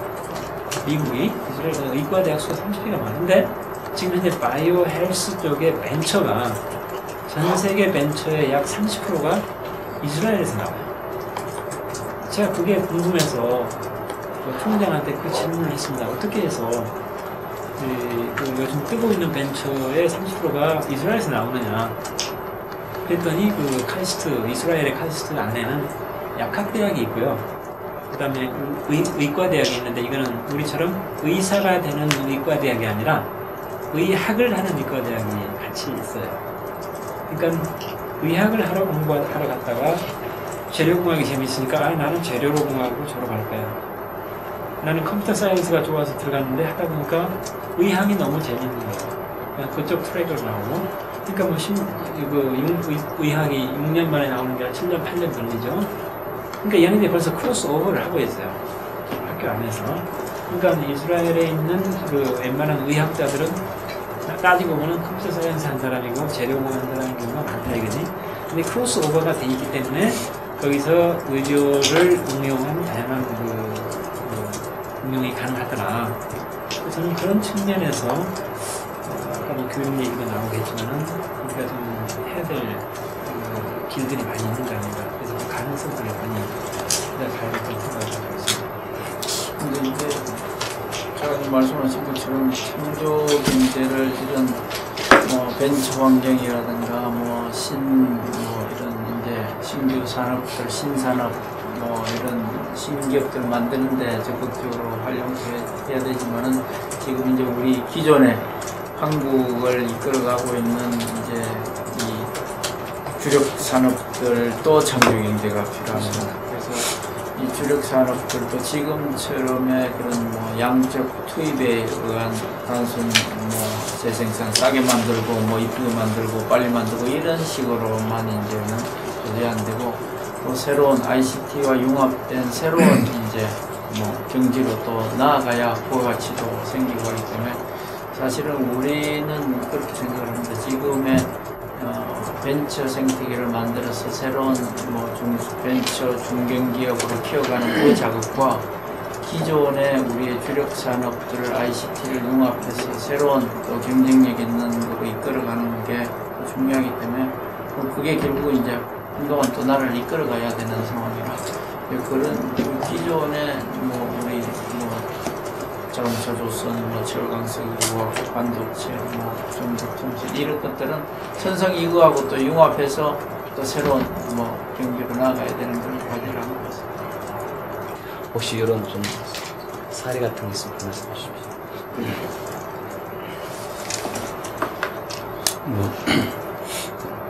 저희는 이제 그 삼성에 관련되는 사업이면 어떤 경우라도 어느 지역이든 어떤 형태로든 이제 저희가 이른바 안테나 역할을 하고 있는 건데요. 최근에 역시 이제 그 가장 중요하다고 얘기를 하는 부분이 소프트웨어 콘텐츠 그리고 클라우드 환경에서 빅데이터 이런 부분이 앞으로 또 하나의 세상을 바꿀 거다라고 이렇게 예측을 하고 있기 때문에 기존 그 핵심 사업은 물론이고 그런 쪽에 심지어 얼리 스테이지에 많이 좀 발굴하는 노력을 좀 많이 하고 있습니다. 차제 이제 부가해서 말씀을 드리면 다른 차원의 얘기인데 이 한국의 벤처의 환경이 왜 미국이나 이스라엘보다가 지속적이지 못하고 강하지 못할까라는 여러 가지 이유가 있습니다만은 우선은 좀 그 벤처 기업을 둘러싼 그 환경이 활용하려고 하는 대기업이나 또 생존하려고 하는 이 벤처기업, 신생기업이나 또는 둘러싸고 있는 여러 가지 정부의 인프라 이런 부분이 좀 간격이 좀 많이 있는 것 같은데 이제 이른바 벤처 캐피탈을 하는 경험에서 이제 제가 몇 가지 제안을 드린다면 미국에 가면 이 플러그 앤 플레이라는 거 아마 차관님 잘 아실 텐데요. 실리콘에서 아주 독특하게 신생기업, 창업 기업을 갖다가 일종의 이제 이 클러스터를 만들어서 민간 기업이 주도를, 벤처 캐피탈이 주도를 하고 있습니다만, 세계의 도처에, 물론 이스라엘을 포함해서 가장 혁신적이고 창의적이다고 하는 아이디어만 갖고 있는 기업이 아닌 사람이죠. 맨파워를 이제 자기 클러스터, 자기 환경에 집어넣고 이른바 엑셀러레이팅을 하고 있는데, 불행하게도 저희 한국 출신 기업 국적이 하나도 없더라고요. 그래서 제가 너무나 좀 가슴이 아프고 그랬는데, 많은 분들이 다녀가셨대요. 이 플러그 앤 플레이에 많은 분들이 다녀가셨는데, 기본적으로는 좋은 아이디어라고 얘기했지만은 실행하는 과정이 뭐가 사실은 없는 거죠. 그래서 이제 벤처기업의 자생력은 혼자 이렇게 안고 가기에는 너무 부담스러울 거다. 그러면 옆에서 누가 체계적으로 도와줘야 되는데, 이런 제도적인 환경도 제가 봤을 때는 그렇게 큰 부담이 되지 않을 텐데, 아마 이런 부분이 어떤 형태로든지 좀 태어났으면 좋겠다는 생각이고요. 그리고 이제 저희가 이 주로 얼리 스테이지나 이런 쪽에 투자를 하고 난 다음에 실패하는 경우에 예를 들어보면 몇 가지 중요한 원인이 있습니다. 제일 첫 번째 하나가 매니지먼트 스킬이 없습니다. 우리 한국의 벤처 기업들이 경영 능력이, 기술이나 아이디어는 있는데 경영 능력이 없습니다. 여기에 비해서 이제 미국 같은 경우는 이른바 어드바이저를 아주 100% 활용을 하고요. 그리고 또 대학하고 연결을 합니다. 결국은 어떤 그 특정 기업을 우리가 발굴하는데 제일 먼저 봐야 되는 게 매니지먼트의 리스크가 있느냐라는 거 보면 확연히 한국의 벤처기업하고 미국에 있는 벤처기업하고는 그런 큰 인프라 측면에서 차이가 있더라는 거죠. 그래서 이런 부분이 좀 제도적으로 좀 보완이 됐으면 좋겠는데, 미국에 아까 우리 윤 차관님이 얘기하셨던 오바마 행정부에서 얘기했던 이 스타트업 아메리카에도 보면 제일 첫 번째 중요하게 생각했던 게 기업가 정신, 그리고 멘토 그룹을 운영을 했다는 거거든요. 그래서 저희 이 나라에서도 훌륭한 경험이나 노하우를 갖고 있는 멘토 그룹이 얼마든지 찾으면 구할 수 있고, 이걸 어떻게 좀 제도화해서 이 신생 벤처 기업에 정말 기술이 보면은 아주 탁월하고 그러는데, 그거를 운영 유지하는데 그 정말 자기로서는 감당하기 어려운 분야입니다. 이걸 뭔가 좀 도움을 줄 수 있는, 그게 대기업도 좋고 또 무슨 정부도 좋고 또 심지어 대학 학계도 좋고, 이렇게 해서 이 부분을 좀 이렇게 아까 얘기하셨던 생태계나 클러스터를 같이 만들어 주게 되면, 일단 좋은 아이디어를 가지고 제도적으로 이 컬티베이션 하는, 이른바 엑셀러레이팅 할 수 있는 제도를 하나 만들어 주고, 그 다음에 기업을 운영하는데 매니지먼트에 대한 어드바이스나 멘토를 집어넣게 되면, 사실 이제 이 데스밸리라는 그 말이 있거든요. 그러니까 처음에 신생 기업에 정부의 어떤 모태 펀드가 됐던 제도적으로 정책적으로 이른바 투자를 합니다. 근데 그걸 정작 이제 기업에서 활용하려고 하는 그 과정에 이 죽음의 계곡을 이 벤처기업은 혼자 감당을 해야 되는데, 사실은 이 부분이 아무도 여기에 환경이 조성이 되지 않으면 기업 보고 그 부분을 리스크를 테이킹하고 해라, 그건 아니라는 얘기죠. 그래서 이 데스밸리를 어떻게 건널 수 있도록 환경을 조성해 주느냐라는 부분도 벤처 생태계를 전체적으로 활성화하고 그 다음에 지속적으로 발전시키는데 좀 이 키 팩터가 되지 않겠느냐, 제가 경험해서 합니다. 아까 저희가 이제 코스닥 기업이 1,000개 되는데 아까 말씀하셨듯이 50개 기업 정도만 그런 어떤 자료 제출된다라고 말씀하셨는데, 저희가 협회에서 이렇게 보는 측면에서는 상당히 훌륭한 그런 기업들이 많습니다. 아직은 뭐 규모가 작아서 좀 더 각광 못 받는 기업들도 있고 그런데, 그 어떤 그 멘토 그룹 중에 그 코스닥 기업이 엔젤에 투자하는 그런 부분이 꽤 저는 그 효과적일 거라고 보고 있습니다. 그래서 실질적으로 이 사람들은 경험을 한 사람들이거든요.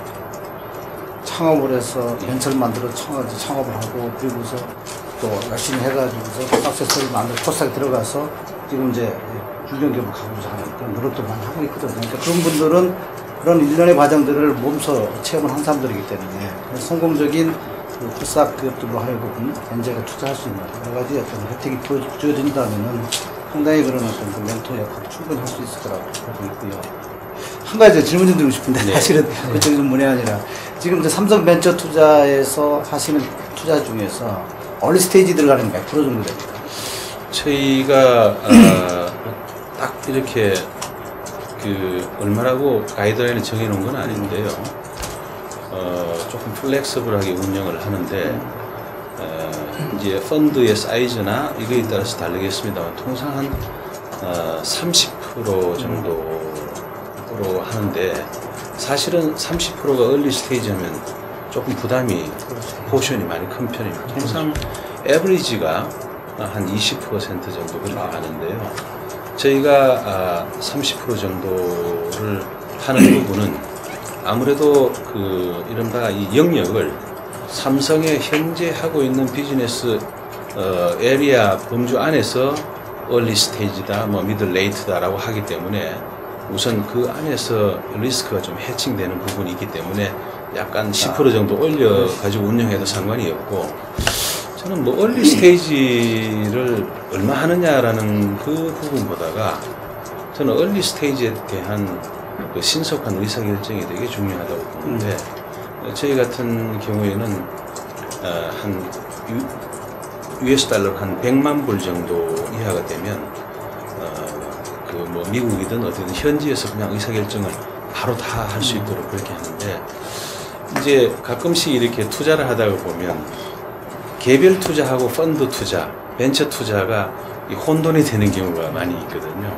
그래서 기업은 어쨌든 간에 이게 벤처 비즈니스라는 게 타이밍 산업이기 때문에 지금은 서로가 경쟁하는 시대잖아요. 그래서 얼마나 얼리 스테이지를 가장 신속한 방법으로 찾아내느냐라는 것도 중요하지만, 다른 의사결정의 프로세스나 그런 그 내부 의사결정 과정도 매우 중요하기 때문에 오히려 몇 퍼센트라는 것보다 이제 그런 부분을, 이게 이제 얼리 스테이지가 아무래도 좀 리스크가 좀 많지 않겠습니까? 많습니다. 근데 이제 예. 아까 이제 차관님 말씀하신 이스라엘은 아이디어가 나오면 일주일 만에 창업을 한다.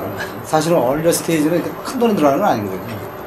그래서 얼리 스테이지를 좀 활성화하는, 뭐 괜히 저는 그 기업하는 입장에서 말씀드린다면은 활성화하는 어떤 그 제도, 어떤 세제 혜택이라든지 얼리 스테이지, 미드 스테이지 이렇게 IPO처럼 어떤 차별화시켜가지고 가능한지 모르겠지만 그런 것도 한 가지 아이디어가 될 수 있지 않겠는가 생각하고. 그 이제 우리가 뭐 대표적으로 이건 벤처 생태계가 좋은 게 펀딩 프로세스 쪽으로 보자면, 이제 뭐 벤처 실리콘밸리 같은 걸 예를 들자면, 대체로 보면 엔젤이나 벤처 캐피탈이 실리콘밸리에 창업을 하면 한 50% 이상, 55% 들어오고, 그 다음에 뭐 자기 개인이나 뭐 이런 친구들 펀딩이 한 30% 내외 들어오고, 그 다음에 뭐 정부나 이런 창업, 이런 기관들에서 펀딩이 한 10에서 한 15% 이렇게 해서 대체로 이제 이루어져서 가는데 그것도 굉장히 얼리 스테이지에서 근데 지나가면서 보면 죽음의 그 고비를 서너 번 넘기잖아요. 처음에 진짜 이제 창업 단계에서 어느 정도 비즈니스가 되는 벤처 비즈니스에서 중소, 중견 이렇게 지나가면서 여러 번 거치는데 나는 참 우리 나중에 케이스 스터디를 한번 해야 될지 모르겠는데 아이리브 같은 케이스가 진짜 성공적으로 정착을 했다고 생각했는데 그게 거의 뭐 매출 한 3, 4천억까지 갔다가도 한 방에 망하잖아요. 그게 세계 시장의 마켓시어를 20% 이상 점유하고 진짜 잘 나가는 데라고 생각을 했는데 끊임없는 연구개발과 그게 이제 어떻게 보면 R&D가 백업이 뭐 될 수가 없는 그런 상황인데 그러니까 그 정도 키우면 우리를 보면 벤처로서는 진짜 최고의 성공적으로 키웠다고 생각되는 것도 순식간에 망하거든요. 그래서 이게 우리가 이런 이제 창조 뭐 경제에서 벤처를 키우고 중소 중견을 키워나가지만 그거는 거기서 끝나는 게 아니라 끊임없는 경쟁에 노출되어 있기 때문에 아까 이야기한 대로 기술을 계속해서 네트워킹을 하건 뭐 오픈 소싱을 하건 그 기술을 계속해서 집어넣을 수 있는 그런 시스템 그 다음에 인적 자원을 계속해서 백업받을 수 있는 것 자금을 프로세스를 돌릴 수 있는 이런 적어도 그 세 가지가 어우러지지 않으면 우리가 뭐 처음에 벤처는 뭐 2001년도처럼 그냥 엄청나게 만들지 몰라도 어느 순간 그냥 또 다 없어질 수가 있다는 거죠. 그 프로세스가 살아나야 된다. 사람을 공급하고 기술 네트워킹이 되고 그 다음에 자금이 계속해서 펀딩이 될 수 있는 그런 상태로 가지 않으면 저는 그 양성택인가요? 그 아이리브 사장 그분을 그때 한참 할 때 여러 분 만나 뵀었는데 야, 이 정도로 키웠으면 진짜 대기업 부럽지 않다고 그랬는데 그게 순식간에 무너지더라고요. 그 이제 기업을 경영하는 측면에서 이제 그 지속 성장 가능한 기업을 만드는 거 굉장히 참 어려움이 많은데요. 그 최근에 들은 얘기인데 이제 그 현대 스포츠 플레이어 중에서 가장 훌륭한 친구가 누구냐라고 스포츠 전문 기자들한테 안케트를 했더니 웨인 그레치키랍니다. 그렇죠. 아이스하키 선수. 네. 그래서 왜 그 사람이 제일 훌륭하냐 했더니 1등하고 2등하고 격차가 너무 크더라. 그러니까 탁월한 능력을 갖고 있더라고요. 그래서 초격차라는 얘기를 많이 하는 거죠. 초격차를 돌려야 된다. 특히 이제 우리나라 창조경영을 잘하는 삼성전자 같은 경우는 뭐 차별화 얘기는 이미 들어갔어요. 초격차. 어떻게 하면 초격차를 볼 수 있느냐. 이 부분에 대해서 고민을 좀 많이 해야 되고 또 하나는 이 경제에 대한 이슈 자체가 그런 부분에 상당한 자극제가 되고 도움이 될 거라고 보고 있고요. 그 다음에 이제 그 웨인 크레치키한테 물어봤답니다. 뭐 어떻게 훌륭하고 그렇게 골을 남보다 많이 넣느냐 그랬더니 자기는 골이 들어갈 수 있는 자리에 미리 가 있다. 라는 얘기를 했다고 그래요. 그래서 결국에 트렌드를 얼마나 잘 읽느냐라는 것이 이제 지속 성장 가능한 기업이 될 수 있는 그런 필수 조건인데 아까 아이리브도 말씀하시고 또 노키아도 마찬가지예요. 그러니까 노키아 같은 스마트폰을 처음으로 개발한 그 회사이면서도 스마트폰 때문에 망하지는 않습니다만 어려움을 겪고 있는. 그러니까 한 번의 트렌드를 잘못 읽으면은 잘못될 수 있는 게 현재의 기업 환경이다. 대통령의 국정 목표가 일자리 중심의 창조 경제더라고요. 그러니까 사실은 이제 그 창조 경제의 전제 또는 창조 경제 여러 가지 기반이 되는 게 일자리가 정말 중심이 돼야 된다. 그런 부분에서 좀 말씀을 나눠주시면 사실은 굉장히 이 부분에서는 젊은 층이었던 여러 가지 창의력과 아이디어가 제대로 활용되지 못하는 부분도 있고 또 어쩔 수 없이 산업 구조가 이제 고용 없는 성장으로 가다 보니까 그걸 타개하기 위해서 창조 경제를 이렇게 풀어내는 것 같은데요. 좀 일자리 부분에서 좀 혹시 차관님 좀 젊은 층의 일자리를 대폭 늘릴 수 있는 결국 창업이겠지만요. 저는 사실 일자리라는 것보다는 일거리라는 단어를 더 좋아해요. 일거리. 네. 일자리보다는 일자리 하면은 그냥 좋은 건 나쁜 거 막다른 것가 있지만은 우리가 얘기하는 좋은 일자리와 그렇지 않은 일자리를 다 얘기했는데 일거리 하면은 그래도 뭔가 좋은 일자리를 만들기 위한 거리가 더 좋은 느낌이거든요. 그래서 일거리를 많이 만들어야 되는데 그것도 좋은 일거리 이런 부분들은 결국은 이제 아까 얘기했듯이 비즈니스 크리에이션에서 나오는 거다라고 이제 하시는 부분이고, 그래서 결국은 뭐 지금 이대로 가다가는 기존의 산업 경제나 이런 쪽에서는 뭐 끊임없이 일거리가 줄어드는 입장이기 때문에, 물론 뭐 IT 이런 것도 일자리를 뭐 줄어들게 한다라는 것도 있지만은 모든 영역이 IT와 결합하면서 퍼스트 무브가 가는 길은 계속 그 파이가 열리는 그런 거 아니겠는가 해서 없는 거를 만들어내는 것에서 일자리 문제는 해결해야 된다. 하여튼 뭐 기존 경제는 공기가 줄어들고 있으니 계속 공기를 집어넣어야 된다는 개념. 그 다음에 이제 그 이스라엘 같은 경우는 이런 그 재벌이라고 표현해야 될지 모르겠는데 그 RAD, 라드라는 회사를 들여다보면은 전체 인원이 3,000명밖에 안 돼요. 근데 그 3,000명 밑에 회사가 20개가 있어요. 근데 어떨 때는 21개였다가 19개였다가 막 왔다 갔다 하는데 한 20여 개의 회사가 있는데 그 중에 7, 8개가 나스닥에 상장되어 있는 회사들. 나스닥에 상장되어 있는 회사를 또 M&A에서 팔면은 뭐 19개가 됐다가 또 그 나스닥에 상장에 성공하면은 또 20개가 됐다가 21개가 됐다가 이런 것들이 이제 그 21세기형 일종의 어떤 기업 집단이랄까 그런 것들을 저는 이런 것일 수도 있겠다. 그래서 우리나라도 아까 중견 기업으로 이렇게 계속 리드해 나가면서 이제 키워가는 것 그런 것들에서 많은 일자리가 이제 창출이 되는 거고. 또 한 가지 중요한 거는 이제 글로벌라이제이션을 통해서 아까 애플 같은 경우가 전 세계적으로 일자리를 한 140만 개 만든다고 하는데 그리고 글로벌라이제이션을 하지 않으면은 어떤 그 기업의 포텐셜리티가 굉장히 제한된다. 우리 영역이 1인데 글로벌라이즈 안 된 것 때문에 0.5밖에 그 가치를 못 받는 것. 그다음 글로벌라이즈 때 우리 영역이 1이었는데 5 to 6로 이렇게 올라가는 것들. 그런 관점에서 글로벌라이즈가 돼야 되는데 이것도 쉬운 일이 아니잖아요. 그래서는 우리가 영어를 쓰는 민족도 아니고 또 우리가 뭐 이렇게 개방적인 민족도 아니고 굉장히 수평적인 민족도 아니기 때문에 초기 단계에서는 획기적으로 원스톱으로 글로벌라이즈를 지원해줄 수 있는 툴이 필요할 것 같다. 물론 뭐 코트라 같은 데가 있긴 하지만은 코트라는 만질 수 있는 물건을 세계로 내다파는 것은 굉장히 잘할 수 있을지 모르지만 눈에 안 보이는 것의 가치를 이해하고 전 세계로 널리 펼치는 것은 다른 차원인 거 아니겠는가 해서 원스톱으로 다양한 인비지블한 솔루션을 해외에다 내다파는 그런 비즈니스를 잘하는 폼이 굉장히 스트롱하게 버티고 있을 필요가 있다. 거기에는 뭐 미국의 로열들도 포함되어 있고 중국의 로열들도 포함되어 있고 그렇게 해서 아이디어는 있지만 글로벌라이즈 때문에 디스카운트 당한 일은 없어야 되겠다. 그런 관점에서 이거를 세계화하는 툴들이 뭘까? 아까 뭐 실리콘밸리에 그러한 어떤 인큐베이션 폼을 갖는 것, 그 다음에 국내 내에도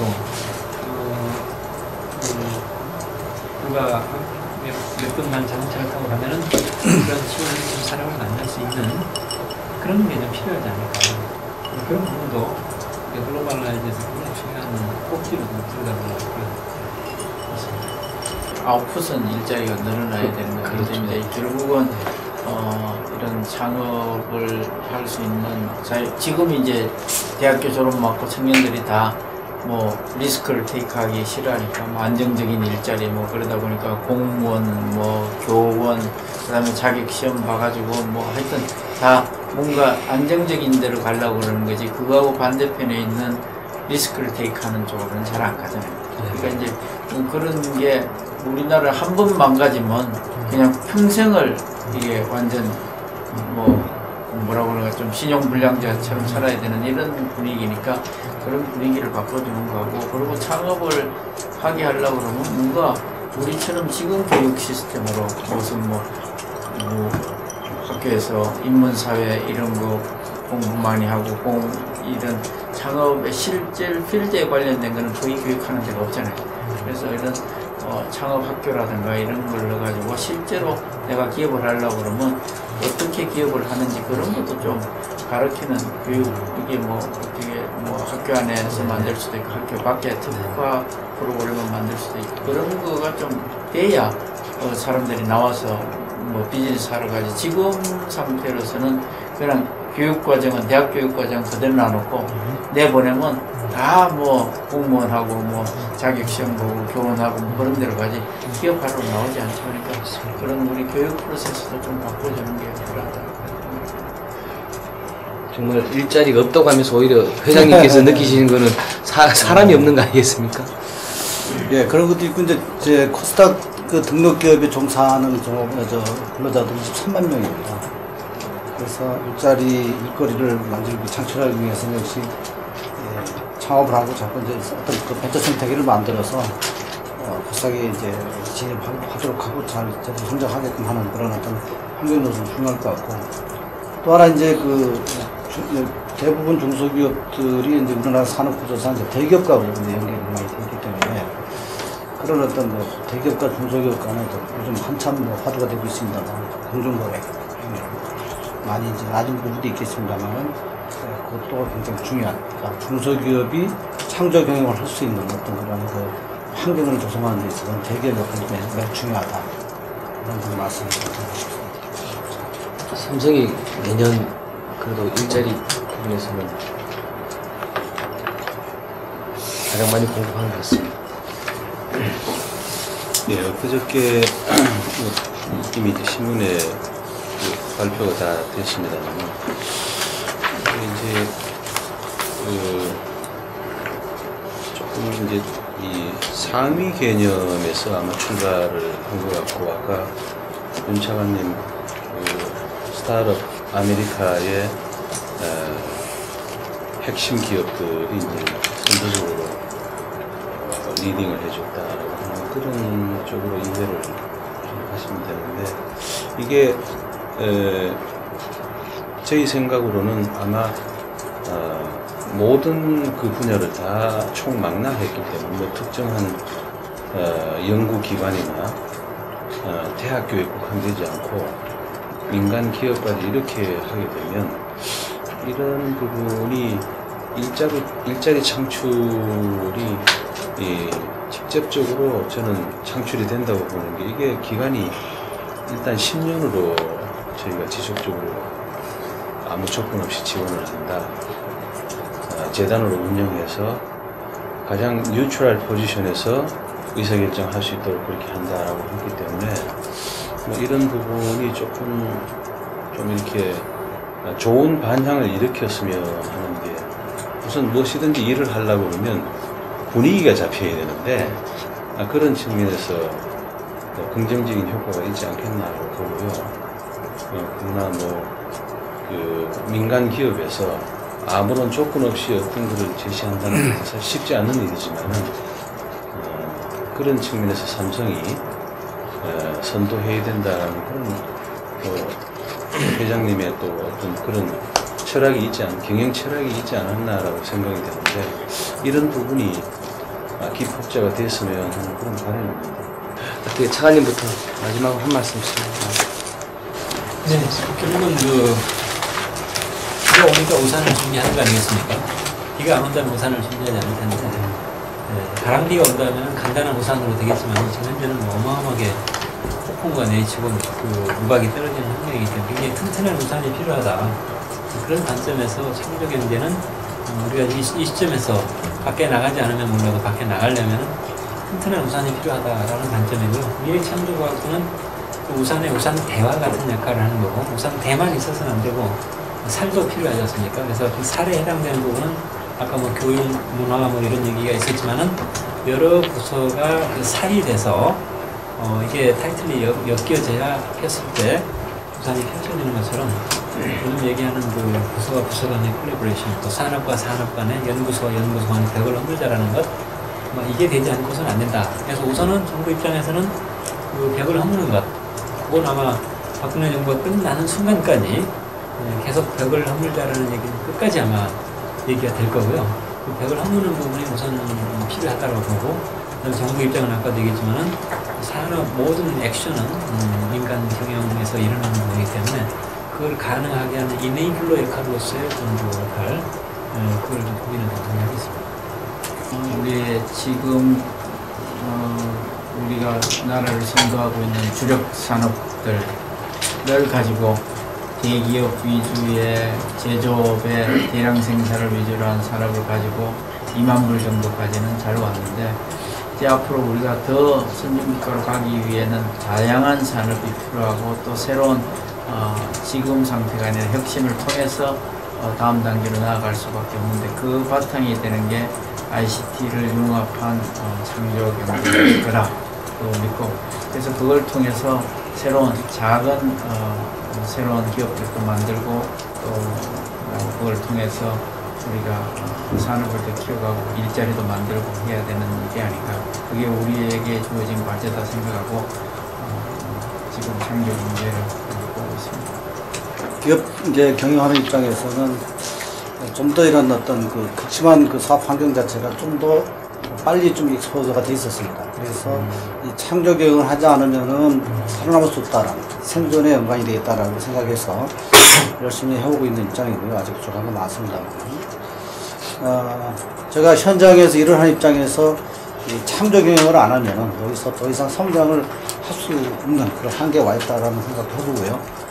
더더군이 이제 그 일자리 창출도 어느 정도 이제 제한이 한계가 와 있다고 생각합니다. 적절한 시기에 이런 창조 경제가 이슈가 됐다고 생각하고 있고, 또 뭐 오늘 여러 가지 그 토론하는 과정에서 알 수 있다시피 방법을 몰라서 이제 못하는 건 아니니까 이제 실천을 하는 어떤 제도적인 보완이나 이런 것들이 필요하지 않나 생각을 하면서 깊게 생각했습니다.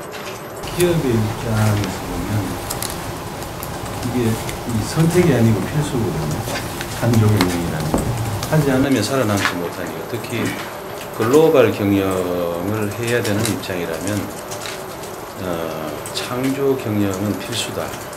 그리고 창조 경영이 끊임없는 그 자기 혁신에서부터 출발한다. 근데 그 혁신의 주체는 누구냐? 사람일 거라고 보는 겁니다. 그래서 어떻게 그 창조 경제나 창조 경영이 성공적으로 발전하기 위해서는 결국은 사람 관리를 어떻게 하느냐를 중심으로 해서 정부에서도 이 인재 관리 이런 부분에 대한 데 조금 우선순위를 많이 두시면 하는 게 저희 바람이고요. 그런 의미에서 삼성도 나름대로 최선을 다하도록 그렇게 하겠습니다. 예, 오늘 뭐 장시간 귀중한 시간 감사합니다.